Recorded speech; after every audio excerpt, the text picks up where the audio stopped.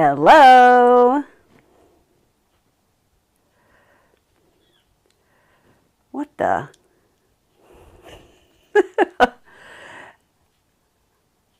Okay. Hello, everyone. My name is Tara Reed, and today I'm going to show you how to make these super cute ghosts. Just, full transparency. This is one of my first big lives. I got a couple cameras going. We're going to be doing a project, and it is very odd to me that the delay from when I'm talking to when people are hearing me is like 10 to 20 seconds. So if, hi Mary, hi Sydney. Sydney has apparently been watching my videos this morning in anticipation of today's project.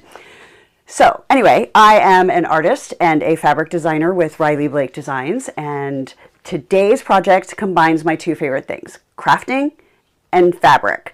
Not sewing because it's a no-sew project, but this is a great way to use up your fabric scraps if you do sew. So hooray for that. And I know I got a couple emails yesterday. A lot of people are planning on doing this with their kids, with their grandkids. So I'm excited to be sharing this with you. Now, whoops. Oh, geez, Louise. Okay, this guy, I already finished, but I want you to notice, like, his fabric hangs down straight, okay? So that's one option. Or, if you want your ghost to be able to, like, sit on a book, you can do it where, when you're putting the fabric on, it's going to touch the bottom so that it will dry with some pieces like this. And I'm going to show you how to do both of those things. Get him out of the way. Okay, so let's look at what we need.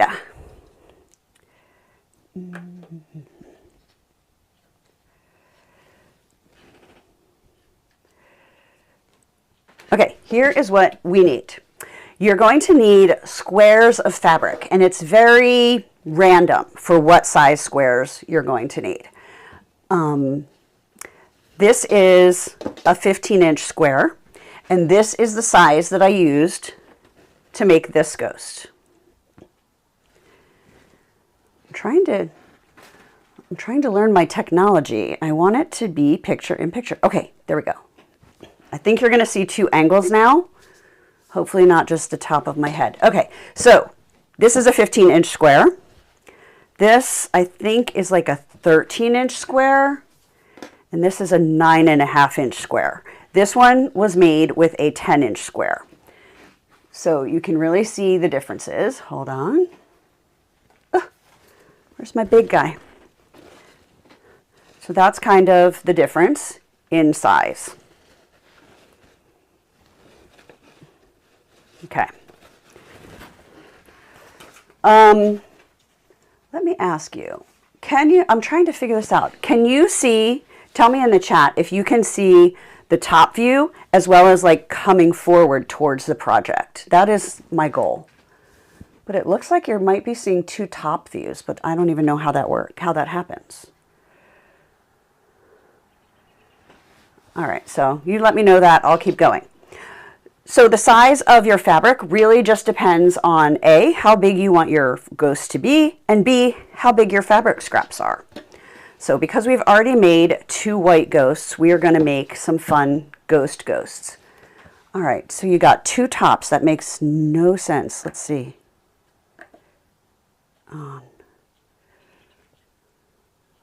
Okay, I think I did this yesterday. I got it to work.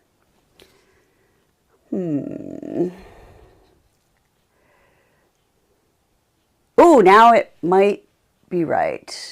Okay, when you guys catch up, tell me if you have a front view and a top view. I think the top view is going to be the small one now.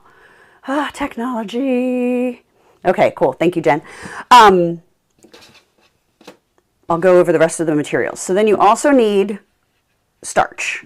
I think this was about $5, this huge gallon of Stay Flow starch at Walmart. So I just, grabbed that.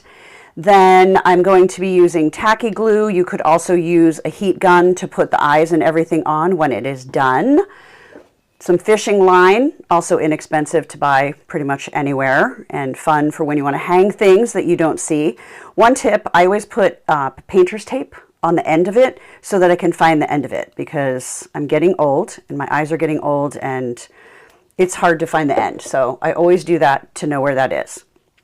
Now, another thing, unfortunately, I am allergic to latex. So I'm going to teach anyone with a latex allergy how to do this in spite of your latex allergy. Most people do this with balloons. So you would blow up a balloon to create, let me grab this guy again. So we'd use a balloon to make the shape of the top of the head, right? We're going to put this wet fabric over something so that when it dries, it creates our ghost. Most people use a balloon and they put it in a bowl or on top of a cup. Well, long story, I messed up myself with latex. I blew up too many balloons in a day. Now they blow up my face, and so I can't touch them at all. So I had to get creative. So what I did, and what I will do today, so that I don't end up at urgent care, is I'm going to use things I found around the house. Now, I did this project last year for the first time, and they had these like bird feeders at the Dollar Tree. I don't know if they have them now, but it gave me a nice circle, and it fits beautifully in the top of this cup. So this is what I'm going to use for my big ghost, because you'll notice when I put this one over top, the fabric doesn't touch the bottom. So this is going to give me a ghost like the one I keep grabbing and showing you, where everything just hangs down. Okay, so that's what we're going to do for that one. Then, to do the smaller one, I couldn't find anything round, so I grabbed some tin foil, and it worked well. His head, this guy's head, isn't quite as round, perfectly round as the other guy, but it works. It's going to look really cute when I hang it up. So if you can find something round, hopefully you can just use balloons. Then you're just going to take your scrap and you're going to decide if you want it to hang straight down or if you want it to sit. And I want to show you how to do both. So I think what worked the best was this bowl. You just raid your kitchen. And this. So before you get it wet, you want to make sure you have your forms the height that you want. Okay, so this is perfect. Okay, it is going to touch the bottom. Hi, Dawn. Hi, Connie. I'm trying really hard to do my thing and check out the comments. Okay, so before you starch anything, you want to make sure you have the height of your form with your balloons or with your other objects so that your fabric is either touching the bottom, so it's going to sit, it'll be able to sit on your desk or wherever, or so, and you can also hang them, or so it's just hanging straight down. So we're good to go on these. Now I'm going to move them so they're not in your way. Now I'm going to see if I can reverse the order. All right, you should be seeing top as the main one. So now I'm just using a regular mixing bowl. If you have one that has a little pour spout, use that, because then whatever starch you don't use, you can just pour right back into your gallon and use it later. So I'm just going to put enough in there that I can soak my fabric.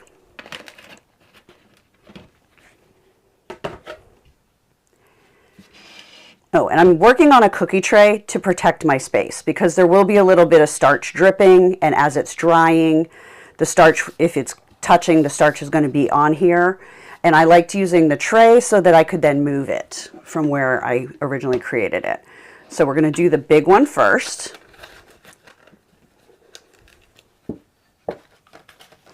Oh, we lost our double. Okay, I think we're getting our double back. And hopefully not two of the same thing. Okay, so I'm taking my fabric, and one thing that's beautiful about this is you don't have to iron your fabric because you're going to make a mess of it. Oh, I'm also going to take my rings off because I don't want them filled with starch. So you're just going to coat your fabric.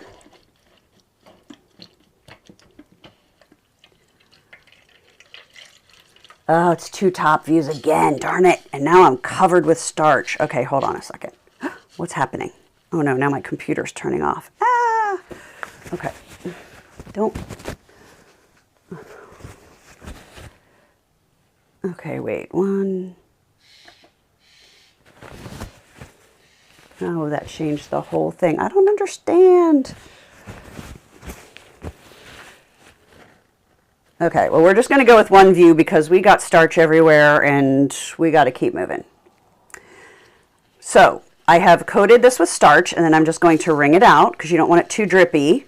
You just have to have saturated fabric. It doesn't have to be dripping. And then you'll see it's really wrinkled. So what I usually do is I just kind of stretch it. You're in my way. Okay.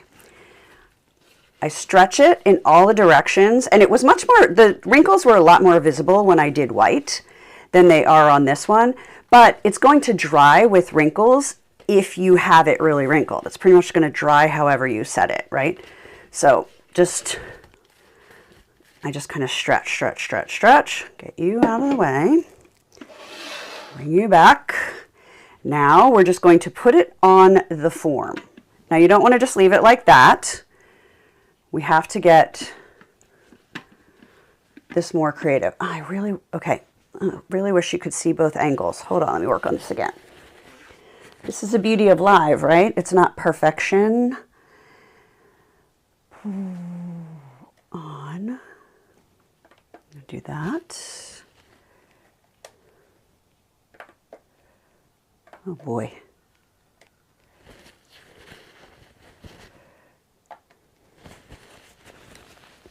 Okay. Oh, I had it for a second. Okay, yay, it's working.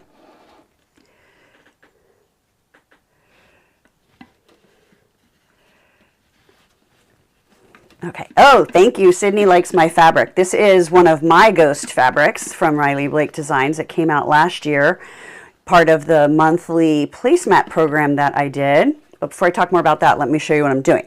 So you want to kind of get the center at the top of your form, which is either something like, oh dear, something like this or a balloon. And then you're just going to kind of organize it so it looks like a cool ghost. So if you want it to bunch differently, I always try and have a flatter part in the front so I know that's where my eyes are going to go.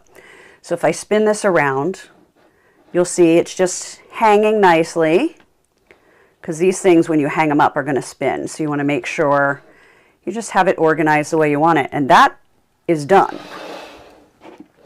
Move him over there. All right, now we're going to do the purple one, our little one, that we're going to stand flat. So we're going to do the same thing. This is a sticky project, but it's so easy. And as long as people are patient, Sydney, you're going to be patient, right? Then you can do this with kids, because the part you need patience for is the drying. It can take 10 to 12 hours.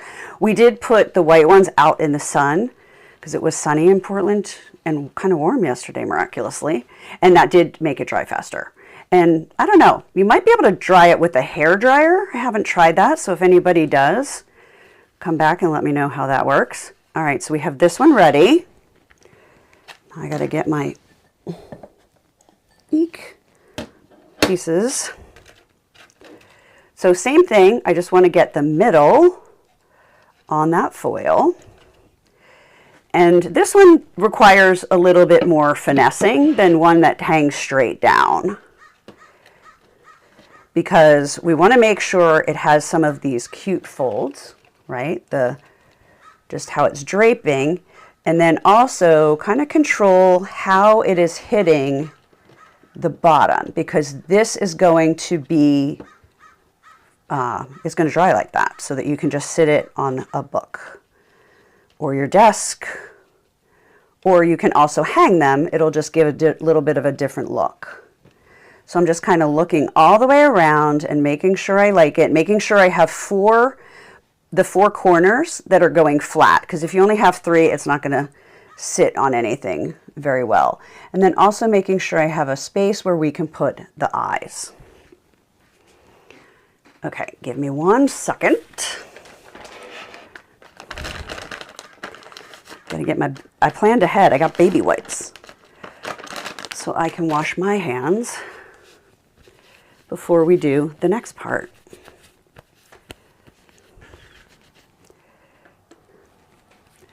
All right, so what do you think of this? You guys gonna do it? I would normally go wash my hands, but I do not have a sink where I am. Anyway, let me know in the comments how you like lives. I have not done a lot of lives. I'm a big editor. I love to do tutorials, and I love to share how to do things, but I also love to edit them so that they're not too long and chitty-chatty. But I know there are people that love the chitty-chatty and the working along with you. So let me know in the comments. Let's see. Yes, so Mary said she would pre-make some. That is exactly what my friend Angela is going to be doing after I'm done this live. I have already pre-cut some of my fabric, and I'm going to take it over to her with my bucket of starch, and she is going to make them and then let the kids put the faces on and hang them up. Or she might make them ahead of time and just haunt her house before her grandkids come over. She has a 7-year-old, and I think the twins just turned 5, so that could be fun to just like hang ghosts all over. They'll freak out. Okay, so now those are going to dry, but we're gonna do this guy. So what you need is fishing line, which I already put on the needle to save some time. I don't know if you guys are Cricut people, but I have this file, and if you email me, I will send you this file, and you can make this pincushion for free. I love it. Please enter your pin. It's funny. Okay, so I recommend doing a really long piece of fishing line. This is not a really long piece of fishing line, but this guy's got pretty long, because if you're not sure where you're going to hang it, if you're not sure where you're going to hang it, you're not sure how much you're going to need. And you can always cut it off. I mean, you could always put a new piece on too, but it's just better to have it too long. So what I do is make sure you can see this. I take the needle and I just go in and out. Just really small section. That's just going to keep the fishing line on the ghost. I tried a couple different things last time, and I don't know, I just made my life complicated. I'd put a button underneath it thinking, oh, it has to have something underneath it. It really doesn't. It just needs like an 1/8 or 1/4 inch of fabric between where you do your cord or your fishing line. So then you're just going to knot the fishing line at the top.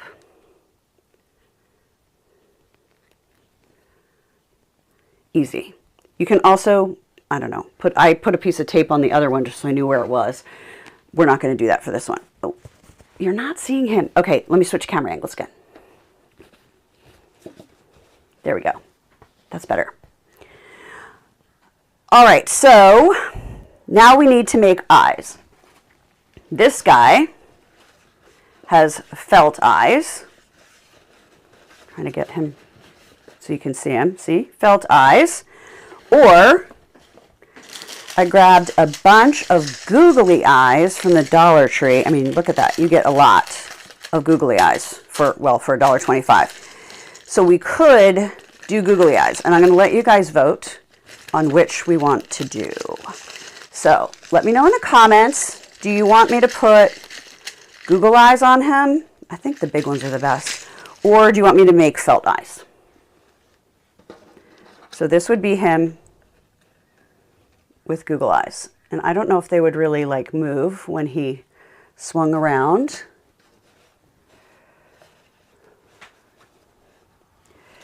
If we were to do felt, you basically just take a little scrap of black felt, and I just wing it and just cut. You can cut a circle. Usually ghosts have oval eyes. So I just fold it in half and cut an oval.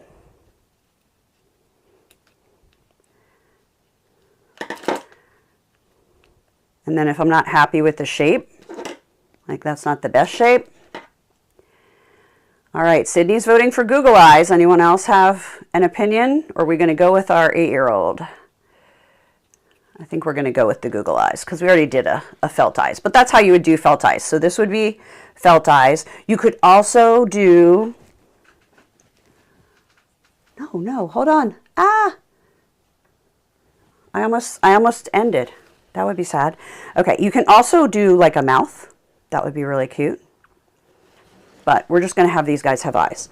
So I forgot to charge my cordless glue gun, so we're going to use some tacky glue, and I'm just going to put that on the back of the eyes. And while I'm gluing on the eyes, I'm going to tell you that I am doing a workshop this weekend, or not this weekend, next weekend, so Saturday, October 5th, called How to Sew, the Beginner's Guide to Cutting Through the Chaos and Getting to the Fun Part. And it is designed for people who don't sew, or who sew a little bit, or who just want some tips and tricks. We're going to be talking about choosing fabric color, tools, like what tools do you actually need as a beginner. We're going to be talking about fabric, like the difference in fabric, why the prices are so different, why grain line matters, things like that. And then a couple tricks and tips that I have that can make a huge difference when you're sewing. So if you or anyone you know are interested in that, I would love to have you join me next week. I think those eyes are, I don't know, they're too high. I'm going to put the link in the chat so you have it. And hopefully I spell it right. Okay, I think that's right. All right, I'm going to move these eyes. I think they're too high. There. There, I kind of like them uneven. All right. That's it. We've got ghosts. We've got this guy with the hanging down. And then we've got this guy, which I put a hanger in so he can, okay, now you can see how he hangs. So see how it hangs even though you have it flat. So I could put him on a book, or I could have him hang. Kind of gives a nice variety. And last year we hung these from the light over our dining room table. And then I also had one white one hanging from the light right inside my front door. So that was fun. And my son's coming home, miraculously. He lives in London. So he's coming home for 2 weeks shortly before Halloween. So I'm going to have some ghosts around for him. I would love to know if you make these, like I'll let this live be on my YouTube channel. So come back and post in the comments like, yeah, we made them, you know, what you're going to do with them. Always curious what people do with the different projects, who they do them with, all those kinds of things. And if you are new to me and my channel, I hope you hit that subscribe button. And if you hit the bell, YouTube will notify you whenever I do post a new tutorial. So thank you for joining me live. I guess I will do it again. Well, I'm definitely doing it for my workshop. Yeah, let me know if you want to see more things live. And I am learning new things these days, and this hasn't been awful. And you guys have been great on the chat, cheering me on. So that's all I have for you today. Have a wonderful rest of your day, and thank you for coming.